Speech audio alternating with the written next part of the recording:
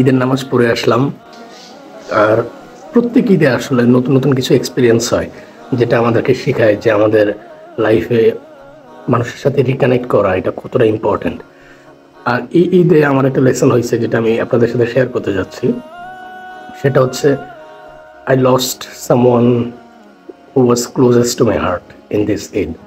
So my recommendations to all of you is that take care of your loved ones before it's too late. আমি regret করতেছি, I hope you don't regret. That's my advice for everyone.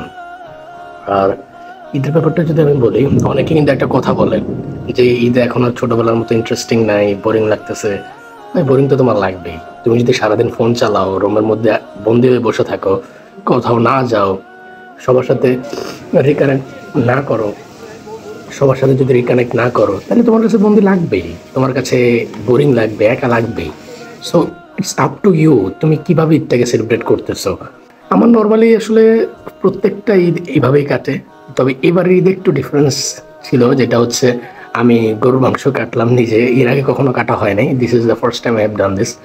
And এটার মধ্যে একটা অন্যরকম মজা আছে, সবার সাথে মানে মানে মনে হয় যে একদম নিজের অস্তিত্ব মানে কানেক্ট করতে পারা যায়। আসলে দূর থেকে আসলে ওই জিনিসটা বোঝা যায় না। আপনি ফোনের মধ্যে কোরবানিতে অনেক ফটো দেখতে পারবেন, বাট গ্রামে অ্যাকচুয়াল কোরবানিদের ফিলটা কিন্তু আপনি অ্যাকচুয়াল ফিল করতে পারবেন। এটা গ্রাম ছাড়া আসলে কোথাও সম্ভব না। আমি অবশ্য ঢাকায় কখনো ঈদ করি নাই, সো ঢাকায় কেমন হয় সেটা বলতে পারবো না।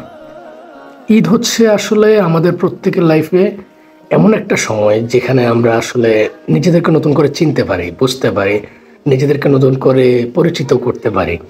আর বছরে মাত্র 2টা দিনই আসে এই সেলিব্রেশনের। এই 2টা দিন আপনারা প্লিজ কোনো ধরনের কাজকর্ম কোনো কিছুতে এঙ্গেজড হয়েন না, কারণ ওই কাজকর্মের জন্য সারাটা বছর পড়ে আছে। এই 2টা দিন অ্যাটলিস্ট এই সেলিব্রেশনের জন্য রাখুন। তখনও যদি আপনি কাজ করতে থাকেন বা ওটাতে ফোকাস করেন, তাহলে এই 2টা দিনের যে স্পেশালিটি, ইম্পর্টেন্সটা থাকবে না। আপনি ঈদের দিনে আমি আপনাকে একটা টিপস দিতে চাই, যেটা আপনাদের সবার করা উচিত। সেটা হচ্ছে, ঈদের দিন আপনার যার সাথে সম্পর্ক ভালো, লাভড ওয়ান্স, তাকে উইশ করেন। তার কোনো একটা ভালো হ্যাবিট, যেটা গুণ, যেটা আপনার কাছে ভালো লাগে, সেটা তাকে বলুন, অ্যাপ্রিসিয়েট করুন। আমরা হয় কি অনেক সময় যে আমাদের যে লাভড ওয়ান্স আছে তাদের কেয়ার করা উচিত। আপনি আপনার এই ঈদের দিনটাতেই তাদেরকে একটাবার কল দেন। আপনি বেশি কিছু করতে হবে না।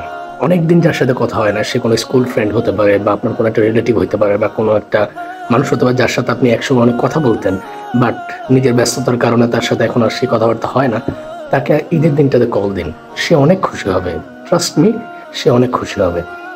বছরে আমরা অনেক সময় মাংস খাই, গরুর মাংস খাই, কিন্তু কোরবানি ঈদের গরুর মাংসের টেস্ট আসলে বছরের কোনো সময়ের সাথে তুলনা হয় না। আমি প্রতি বছর কোরবানি ঈদের এই মাংসটা খাওয়ার জন্য অনেক অপেক্ষা করে থাকি। এই যে আটা রুটি দিয়ে একসাথে 10-20টা রুটি এমনিতেই শেষ হয়ে যায় এক বাসাতে। তো আমার তো হচ্ছে এটাই স্পেশাল কোরবানি ঈদ নিয়ে, যে সকালে যাই, নামাজ পড়ে আসি, নামাজ পড়ে আসার পরে কুটাকাটি শুরু হয়ে যায়, মাংস কুটাকাটি। এরপর হচ্ছে সবাই রান্নাবান্না শুরু করে দেয়। শুধু আমাদের বাসায় না, প্রত্যেক ঘরে কিন্তু এটা একটা ট্রেডিশন যে আটা রুটি আর হচ্ছে গরুর মাংস দুপুরে খাওয়া। সো আপনারা আপনাদের কোন এক্সপিরিয়েন্সটা সবচেয়ে ভালো গেছে এই ঈদে সেটা জানাবেন।